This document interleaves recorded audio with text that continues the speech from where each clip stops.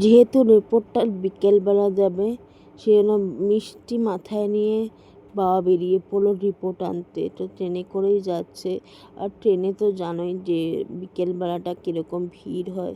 তো যাই হোক, বাবা বলছে যে যতটা পয়সা, এখন প্রত্যেকটা পয়সারই দাম আছে।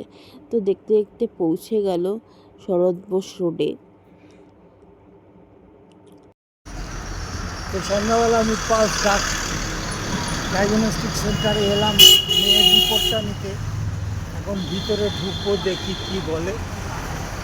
গিয়ে আবার অনেকক্ষণ বসে থাকতে হয়েছে, রিপোর্ট তৈরি হয়নি জানো তো। আমি বেরোচ্ছি তো। হ্যাঁ, এখন পাল ডায়াগনস্টিক সেন্টার থেকে বেরোলাম। টেকনিশিয়ানদের খুঁজলাম কিন্তু পেলাম না, বাধ্য হয়ে এখন রিপোর্টটা নিয়েই আমাকে যেতে হচ্ছে। এই দেখো রিপোর্টটা নিয়েই এখন বাড়ির দিকে রওনা দেবো। বাড়ি গিয়ে দেখবো কি আছে না আছে। এমনিতে রিপোর্ট ভালোই আছে। একজনের সাথে কথা বললাম, উনি বলল যে রিপোর্ট মোটামুটি ঠিক আছে।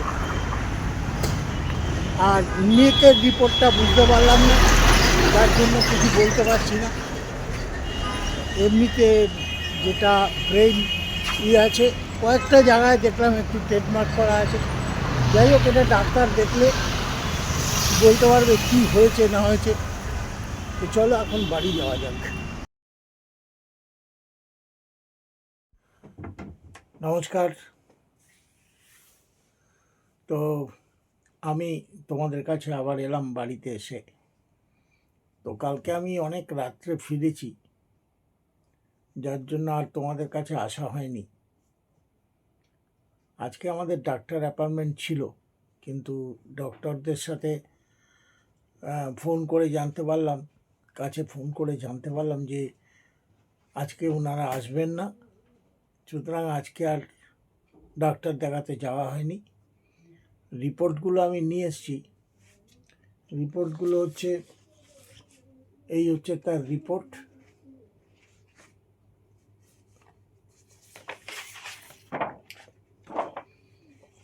এই হচ্ছে তার স্ক্যান। সমস্তটাই স্ক্যান হয়েছে,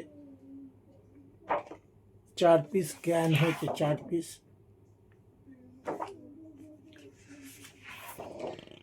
এখন ডক্টররা দেখেই বলতে পারবেন যে কি হয়েছে না হয়েছে, কি ব্যাপার, কি বৃত্তান্ত। আমরা তো বুঝি না স্ক্যানের কিছু।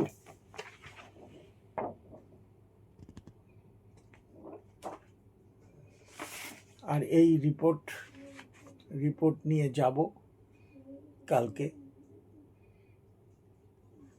এইটুকুই আপনাদের জানাবার ছিল, তাই জানালাম।